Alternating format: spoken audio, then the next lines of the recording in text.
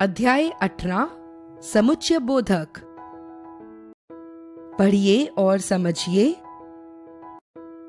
निम्नलिखित वाक्यों को पढ़िए। सुनीता और अनीता 7वीं कक्षा में पढ़ती हैं। जो कार्य नहीं करते उसका सम्मान नहीं होता है। उसने बताया कि वह आज विद्यालय नहीं आएगा। यदि सफल होना है तो परिश्रम करना पड़ेगा। पहले वाक्य में और 2 शब्दों को जोड़ रहा है। अन्य वाक्यों में जो, कि, यदि, तो उपवाक्यों को जोड़ने का काम कर रहे हैं। ये सभी समुच्चय बोधक अव्यय हैं। परिभाषा: जो अविकारी शब्द वाक्यों में प्रयुक्त विभिन्न पदों, पदबंधों और उपवाक्यों को जोड़ते हैं, उन्हें समुच्चय बोधक अव्यय कहते हैं।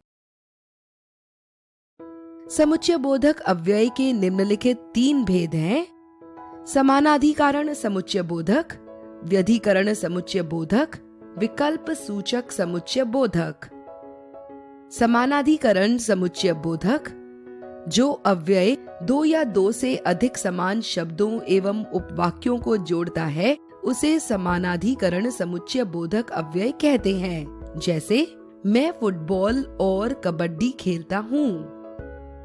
राजीव तथा सुरेश कक्षा 7 में पढ़ते हैं। इन वाक्यों में और तथा 2 समान पदों या उपवाक्यों को जोड़ते हैं। ऐसे शब्द समानाधिकरण समुच्चय बोधक अव्यय कहलाते हैं। व्यधिकरण समुच्चय बोधक: जो अव्यय किसी वाक्य के 1 या अधिक आश्रित उपवाक्यों को जोड़ते हैं, उन्हें व्यधिकरण समुच्चय बोधक अव्यय कहते हैं। जैसे, अध्यापक ने कहा कि तुरंत पुस्तक लाओ। मैं बहुत पढ़ रहा हूँ ताकि अधिक अंक ला सकूं। वह घर चला गया क्योंकि उसकी तबीयत खराब थी। यद्यपि वह बहुत अच्छा खेला, तथापि हम मैच नहीं जीत सके।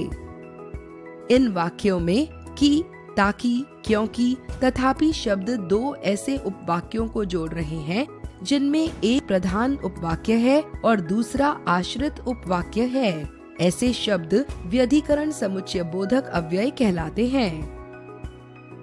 विकल्प सूचक समुच्चय बोधक: जो अव्यय विकल्प का बोध कराते हैं, वे विकल्प सूचक समुच्चय बोधक कहलाते हैं।